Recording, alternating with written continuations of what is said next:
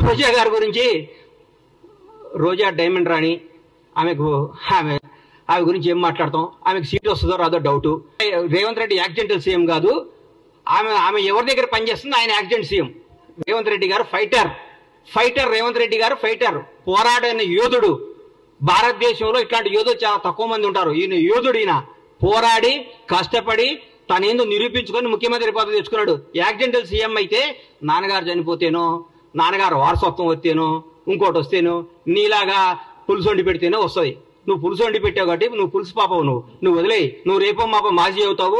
ఆ మాజీ ఈ మాజీ కలిసి పెట్టి ఇక్కడ వచ్చి జబర్దస్త్ ప్రోగ్రామ్ చేసుకుంటా, పగల జబర్దస్త్ షూటింగ్, నైట్ పూట ఏమో మాజీలు కలిసి తాజాగా కేజీలు తెచ్చుకొని పులుసు వండుకొని పెట్టుకోను. అంతేగాని మా ముఖ్యమంత్రి అనే స్థాయి నీది కాదమ్మా తల్లి. నువ్వు ఈ స్థాయి కాదు. నువ్వు ఐటెం రానివి. నువ్వు ఐటెంలానే ఉండు. రోజా గారి గురించి రోజా డైమండ్ రాణి ఆమె గురించి ఏం మాట్లాడతాం? ఆమెకు సీట్ వస్తుందో రాదో doubt. Revanth Reddy accidental CM కాదు. ఆమె ఎవరి దగ్గర పనిచేస్తుంది? ఆయన యాక్సిడెంట్ సీఎం. రేవంత్ రెడ్డి గారు ఫైటర్ రేవంత్ రెడ్డి గారు ఫైటర్, పోరాడైన యోధుడు.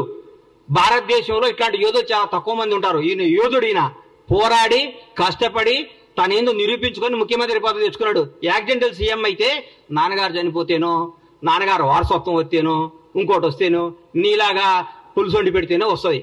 నువ్వు పులుసు వండి పెట్టావు కాబట్టి నువ్వు పులుసు పాపవు. నువ్వు వదిలేయి. నువ్వు రేపో మాపో మాజీ అవుతావు.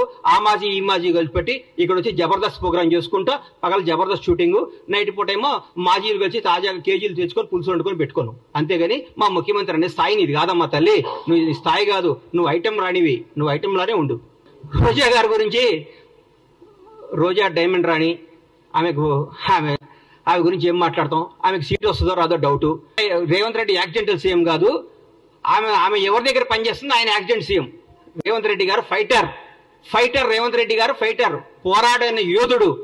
భారతదేశంలో ఇట్లాంటి యోధులు చాలా తక్కువ మంది ఉంటారు. ఈయన యోధుడు. ఈయన పోరాడి కష్టపడి తనేందో నిరూపించుకొని ముఖ్యమంత్రి పదవి తెచ్చుకున్నాడు. యాక్సిడెంటల్ సీఎం అయితే నాన్నగారు చనిపోతేనో, నాన్నగారు వారసత్వం వస్తేనో, ఇంకోటి వస్తేనో, నీలాగా పులుసు వండి పెడితేనే వస్తుంది.